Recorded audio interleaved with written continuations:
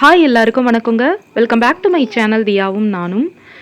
இன்னைக்கு நம்ம வீடியோவில் ப்ரோக்கோலி எப்படி குக் பண்ணலாம் சிம்பிளாக ஈஸியாக அப்படின்னு தாங்க பார்க்க போகிறோம். அண்ட் அதோட அதில் என்னென்னலாம் நன்மைகள் இருக்குது, அதோட மருத்துவ பண்புகள்லாம் என்னன்னு பார்க்கலாம். நான் வந்து ப்ரோக்கோலி வந்து ஒரு சின்ன பீஸுங்க, அதை வந்து இந்த மாதிரி பொடி பொடியாக கட் பண்ணிக்கிட்டேன். அதில் வந்து அது மூழ்கிற அளவுக்கு தண்ணி ஊற்றி உப்பு சேர்த்து ஒரு வேக்காடு வேக வச்சு எடுத்துக்கலாங்க. ஃபர்ஸ்ட் அந்த காலிஃப்ளவர் செய்கிற மாதிரியே தான் இது வந்து இந்த முட்டைக்கோஸ் காலிஃப்ளவர் அந்த இனத்தை சேர்ந்தது தான். இப்போ ஒரு கொதி வந்துருச்சுங்க, ஒரு கொதி விட்டால் போதும்.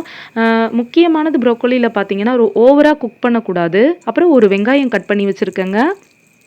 இப்போ ஸ்டவ் பற்ற வச்சு பட்டர் போட்டுக்கிறேங்க. பட்டர் இல்லைனா நெய் ஆட் பண்ணிக்கோங்க, இல்லைனா எண்ணெய் கூட போட்டுக்கலாம். பட் பட்டர் போட்டால் இந்த டிஷ்ஷுக்கு ரொம்ப நல்ல ஃப்ளேவராக இருக்கும். ஏன்னா இதில் நம்ம ஓவராக மசாலாலாம் போட போகிறது கிடையாது, ரொம்ப சிம்பிளாக செய்ய போகிறோம். பட்டரில் செஞ்சு பாருங்கள், ரொம்பவே நல்லாயிருக்கும். பட்டர் வந்து மெல்ட் ஆனதுக்கப்புறமா நான் ஆனியன் சேர்த்துக்கிறேன். அதுக்கப்புறம் பொடி பொடியாக கட் பண்ண பூண்டு சேர்த்துக்கிறேன். இந்த மாதிரி பொடி பொடியாக கட் பண்ணி நம்ம பூண்டு சேர்த்துக்கலாங்க. இதை வந்து நல்லா சாட்டே பண்ணிக்கலாம்.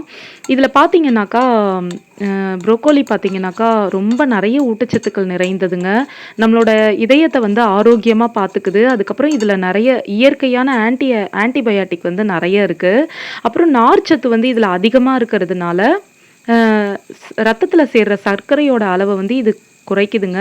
அதுக்கப்புறம் குடலை வந்து சுத்தமாக வச்சுக்குது. குடல் புற்றுநோய் வராமலும் இது பார்த்துக்குதுங்க. அப்புறம் வைரஸ்க்கு எதிராகவும் இது செயல்படுது. இப்போ வந்து இதில் நம்ம ப்ரோக்கோலி ஆட் பண்ணிட்டோங்க. ஆட் பண்ணி இதையும் சும்மா ஒரு நிமிஷம் அளவுக்கு நல்லா சாட்டே பண்ணிக்கலாம்.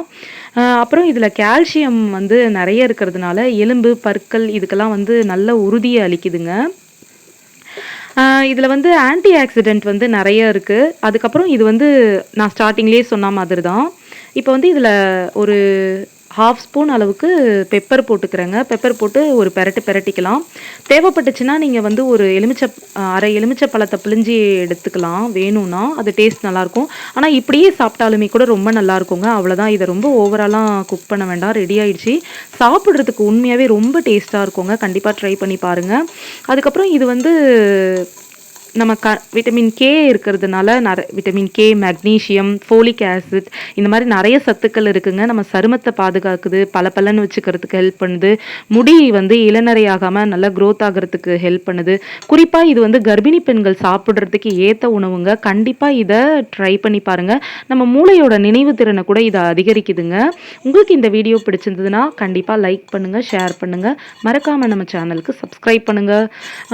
இந்த மாதிரி ஆரோக்கியமான உணவுகள்லாம் அதை பற்றின டீட்டெயிலாம் தெரிஞ்சுக்கணுன்னா நம்ம சேனலை சப்ஸ்கிரைப் பண்ணுங்கள்.